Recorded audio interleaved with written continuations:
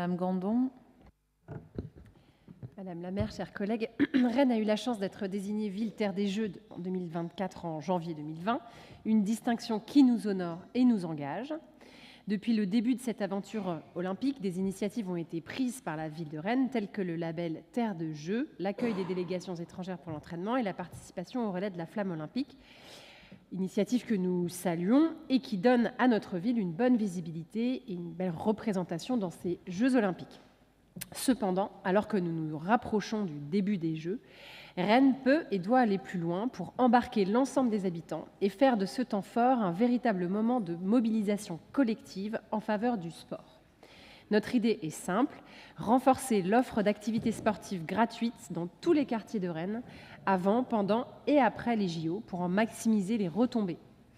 Pendant la saison estivale à Rennes, nous souhaitons mettre davantage à disposition les infrastructures existantes, élargir les plages horaires d'ouverture afin que les habitants puissent s'entraîner et faire du sport avant ou après le travail, lorsque la chaleur est moins intense. Par ailleurs, Rennes n'étant pas épargnée par les épisodes de canicule, qui rendent intenable la pratique sportive dans l'espace urbain en l'absence de points d'eau accessibles, il nous semble donc essentiel d'installer davantage de fontaines pour que les habitants puissent s'adonner à leur sport en toute tranquillité, sachant qu'ils pourront se désaltérer facilement. Par ailleurs, pourquoi ne pas exploiter les points d'eau naturels pour organiser des activités sportives ouvertes à tous les âges ? Par exemple, les étangs d'Apigné pourraient être un lieu idéal pour les sports aquatiques comme l'aquagym. En diversifiant les types d'activités, nous pourrions encourager la pratique d'une activité physique intergénérationnelle. Pourriez-vous d'ailleurs nous indiquer si la baignade dans les étangs sera possible cet été ? Avez-vous anticipé les éventuelles pollutions aux cyanobactéries que nous connaissons à chaque saison estivale ? En augmentant la programmation d'activités sportives accessibles à tous, en investissant les lieux publics et en améliorant la communication autour de ces activités, nous pourrions encourager davantage de personnes à pratiquer et à découvrir un grand nombre de sports, mais aussi briser l'isolement qui touche un grand nombre de personnes l'été.